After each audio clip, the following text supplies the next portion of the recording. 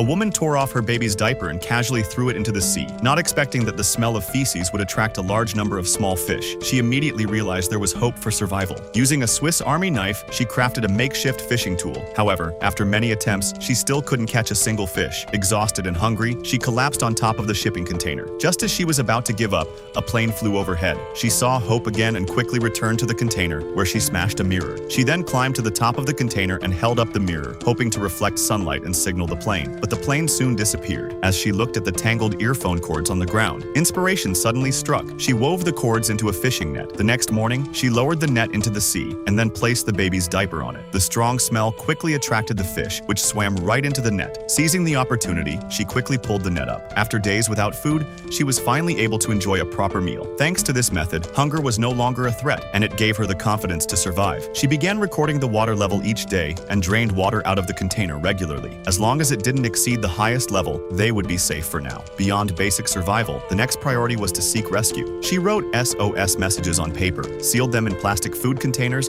and threw them into the sea one by one, hoping that someone would find them like messages in a bottle. Through her efforts, the water level gradually started to drop, and everything seemed to be turning for the better. But one night, she was suddenly awakened by a series of loud bangs. She climbed up to check and found it was just one of the floating containers. Just then, her phone rang. It was a call from her husband. She finally unlocked it, only to receive his last message. Her husband had been caught while trying to illegally cross a border. During his escape, he was shot. Using the last of his strength, he said his final goodbye to her. His death completely shattered her emotionally, but for the sake of their newborn child, she still clung to life. By the 26th day, the water had risen to its highest level, flooding the area where they slept. The pressure was now too great to drain any more water, and they had no choice but to stay on top of the container. But this was not a long-term solution, as the container would eventually be submerged.